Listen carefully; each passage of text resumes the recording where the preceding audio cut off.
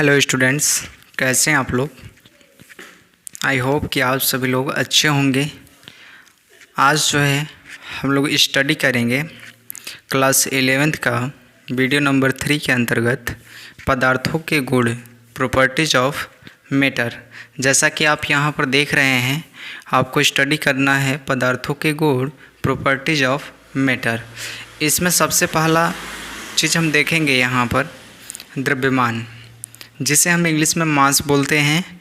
यहाँ पर देखेंगे द्रव्यमान हम किन्हें कहते हैं। तो यहाँ पर बताया जा रहा है, ये चीज़ यहाँ पर लिखा हुआ है कि किसी वस्तु में उपस्थित पदार्थ की मात्रा को उसका द्रव्यमान कहते हैं।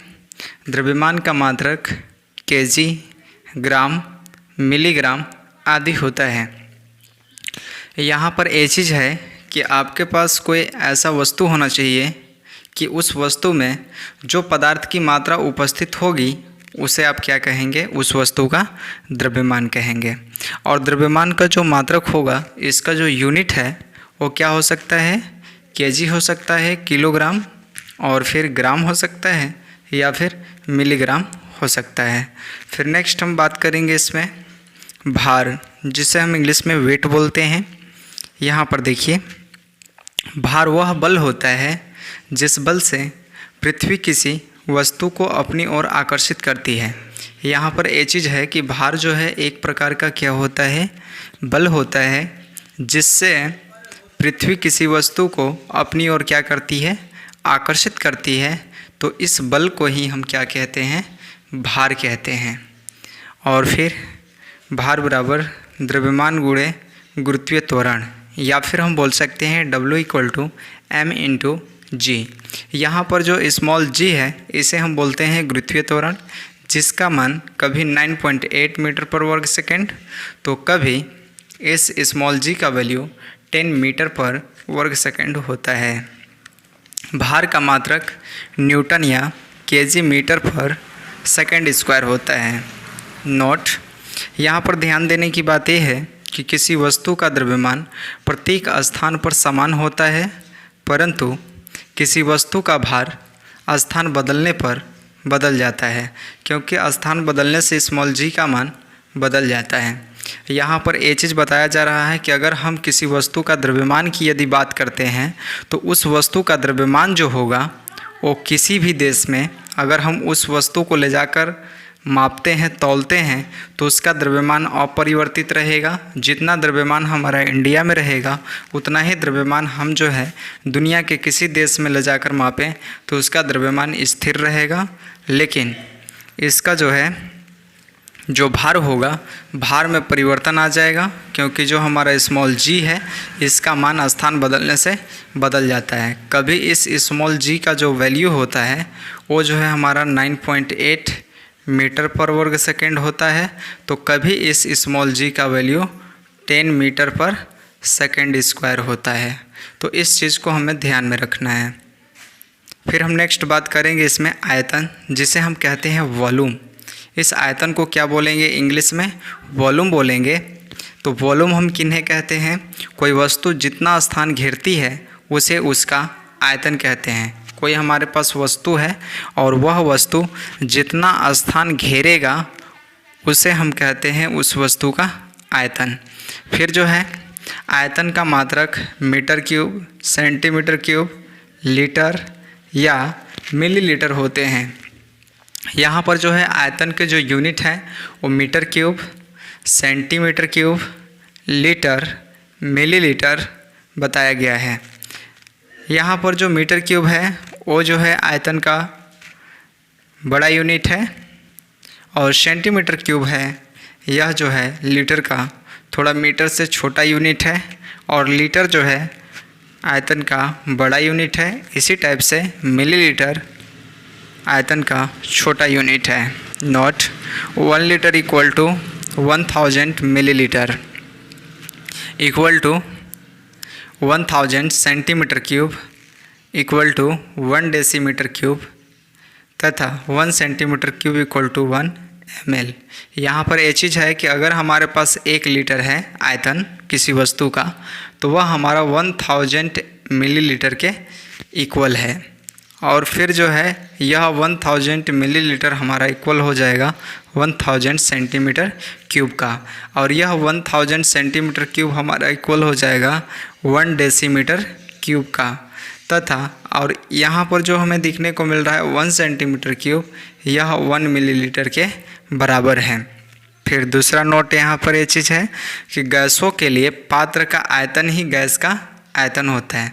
अगर हम बात करते हैं जो हमारे पास पदार्थ की जो अवस्था गैस होती है, यदि हम गैसों के लिए बात करें कि उसका आयतन क्या होगा, तो उस गैस का जो कंटेनर होगा, जो पात्र होगा, वही उस गैस का आयतन भी होगा।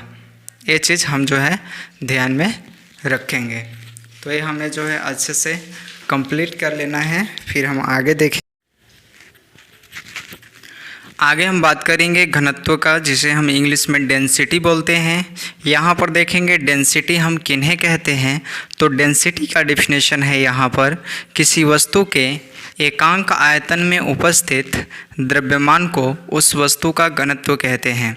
यहाँ पर इसका डेफिनेशन ये है कि अगर हमारे पास कोई वस्तु है, उस वस्तु में प्रति एकांक आयतन में उपस्थित जो उस पदार्थ का द्रव्यमान है, उसे हम क्या कहेंगे, उस वस्तु का घनत्व कहेंगे, डेंसिटी कहेंगे। यहाँ पर घनत्व बराबर द्रव्यमान बटे आयतन होता है, या फिर इसे हम लिख सकते हैं small d equal to W/V। यहाँ पर जो W दिख रहा है हमें, W हमारा द्रव्यमान है और V हमारा वॉल्यूम है, आयतन है, और यहाँ पर जो घनत्व का मात्रक होता है वो होता है kg/लीटर। नेक्स्ट हम बात करेंगे तापमान का, जिसे हम इंग्लिश में टेम्परेचर बोलते हैं। तापमान किसी वस्तु में उपस्थित ऊष्मीय ऊर्जा की माप होती है। यहाँ पर टेम्परेचर के बारे में ये चीज़ है कि यह जो है किसी वस्तु में उपस्थित ऊष्मीय ऊर्जा की माप होती है। ताप को मापने के लिए निम्न पैमानों का प्रयोग किया जाता है। यदि हमें किसी वस्तु का टेम्परेचर मापना है तो हम निम्नलिखित पैमानों का इस्तेमाल करेंगे। इनमें से सबसे पहला पैमाना है फ़ारेनहाइट, सेकेंड है डिग्री सेल्सियस, और थर्ड है मेरे पास केल्विन।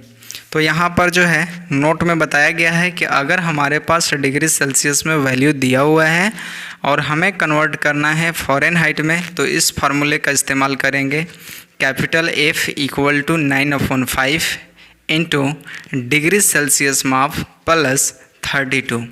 इस फार्मूले के हेल्प से यदि फ़ारेनहाइट पता करना हो तो हम पता कर सकते हैं, और यदि मुझे डिग्री सेल्सियस में वैल्यू फाइंड करना है और फ़ारेनहाइट में पहले से दिया हुआ है, तब पर भी इस फार्मूले का यूज करके हम क्या निकाल सकते हैं, फ़ारेनहाइट निकाल सकते हैं, या फिर डिग्री सेल्सियस भी निकाल सकते हैं, डिग्री सेल्सियस में माप किसी पदार्थ के तापमान का। फिर अगला, यदि हमारे पास केल्विन में माप दिया हुआ है या फिर जो है डिग्री सेल्सियस में माप दिया है और उस पैमाने को हमें कन्वर्ट कर देना है केल्विन में, तो केल्विन पैमाना में जब हम इसे कन्वर्ट करेंगे तो हम फार्मूला ध्यान में रखेंगे K equal two degree Celsius माप प्लस 273.15। जब हम जो है डिग्री सेल्सियस के माप में 273.15 ऐड कर देते हैं तो वह जो हमारा होता है वैल्यू, जो टेम्परेचर होता है, वो किस में कन्वर्ट हो जाता है, केल्विन माप में परिवर्तित हो जाता है। फिर हम आगे नोट में बात करेंगे, मानव के शरीर का ताप 37 डिग्री सेल्सियस या 98.6 डिग्री फ़ारेनहाइट होता है। यदि हम जो है मनुष्य की शरीर का बात करें तो मनुष्य के बॉडी का जो टेम्परेचर होता है वो जो है डिग्री सेल्सियस में 37 डिग्री सेल्सियस होता है, या फिर फ़ारेनहाइट की यदि बात किया जाए तो यहाँ पर फ़ारेनहाइट में होता है 98.6 डिग्री फ़ारेनहाइट। जबकि कमरे का जो ताप होता है वो 25 डिग्री सेल्सियस या 77 डिग्री फ़ारेनहाइट होता है। ये चीज़ हम जो है ध्यान रखेंगे। आगे फिर हम कुछ न्यूमेरिकल्स क्वेश्चन भी देखेंगे यहाँ पे। अब हम आगे कुछ क्वेश्चन देखेंगे। तो यहाँ क्वेश्चन है 30 डिग्री सेल्सियस को डिग्री फ़ारेनहाइट में परिवर्तित कीजिए। ये मेरे पास क्वेश्चन है। 30 डिग्री सेल्सियस को डिग्री फ़ारेनहाइट में परिवर्तित कीजिए। तो डिग्री फ़ारेनहाइट में परिवर्तित करने के लिए हम फार्मूला क्या जानते हैं, F = 9/5 into degree Celsius plus 32।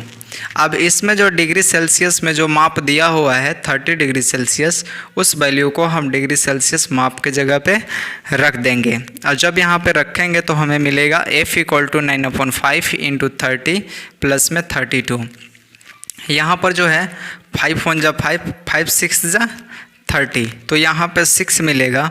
और यह जो यहाँ पे 6 मिलेगा, इसे कट करने के बाद A6 9 में जब मल्टीप्लाई करेगा तो 6 × 9 = 45।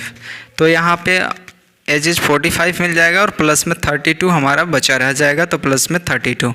और जब 54 में 32 ऐड करेंगे तो हमें जो है F का वैल्यू निकल जाएगा 86 डिग्री फ़ारेनहाइट। तो यहाँ पर जो है फ़ारेनहाइट में जब हम परिवर्तित किए 30 डिग्री सेल्सियस को, तो हमें वैल्यू क्या मिल गया, 86 डिग्री फ़ारेनहाइट। फिर नेक्स्ट क्वेश्चन देखिए, यहाँ पे अगला क्वेश्चन है 41 डिग्री फ़ारेनहाइट को डिग्री सेल्सियस में परिवर्तित कीजिए। यहाँ भी जो है फ़ारेनहाइट में वैल्यू दिया हुआ है और इस फ़ारेनहाइट के वैल्यू को डिग्री सेल्सियस में कन्वर्ट करना है। तो हम जानते हैं formula F = 9/5 into degree Celsius माप प्लस 32। तो यहाँ पर जो है हम इसे पक्षांतर कर देते हैं। तो इस 32 को जब इस साइड भेजेंगे तो F से क्या होने लगेगा, घटने लगेगा 32। तो यहाँ पर हम लिख देंगे F - 32। तो इसी चीज़ को हम लिखेंगे 9/5 इंटू डिग्री सेल्सियस माप = F - 32। अब यहाँ पर 5 हमारा डिवाइड कर रहा है, इधर आएगा तो मल्टीप्लाई करेगा, 9 यहाँ पे मल्टीप्लाई कर रहा है तो A यहाँ आकर के डिवाइड करने लगेगा। तो यहाँ पर C = क्या मिल जाएगा, C = हमें मिलेगा, तब हमें यहाँ पर मिल जाएगा C = F - 32/9 इंटू 5। अब यहाँ पर जो है फ़ारेनहाइट का जो वैल्यू था उस वैल्यू को हम पुट करेंगे। तो यहाँ पर फ़ारेनहाइट वाला वैल्यू कितना है, 41 - 32/9 और इंटू 5 है। यहाँ पर 41 में से 32 लेस करेंगे तो 9 बचेगा, 9/9 इंटू 5। 9 से 9 कैंसिल आउट हो जाएगा तो 1 मिलेगा, और 1 मल्टीप्लाई करेगा 5 से तो 5 × 1 = 5। तो यहाँ पर डिग्री सेल्सियस में जो वैल्यू था वो हमें कितना मिल गया, 5। इस तरीके से हम बोल सकते हैं कि जो हमारे पास यहाँ पर मिला हुआ है 41 डिग्री फ़ारेनहाइट, वो हमारा किसके इक्वल टू हो जाएगा, 5 डिग्री सेल्सियस के इक्वल टू होगा। यही हमारा क्या होगा, आंसर होगा फाइनल। ठीक है, तो इस तरीके से हमें क्या करना होता है, कन्वर्जन करने होते हैं जब डिग्री सेल्सियस में वैल्यू दिया होता है और फ़ारेनहाइट में पूछा जाता है, और फ़ारेनहाइट में देता है और डिग्री सेल्सियस में व्यक्त करना होता है। तो हम इसी फार्मूले का इस्तेमाल करते हैं। तो इस चीज़ को हमें जो है अच्छे से क्लियर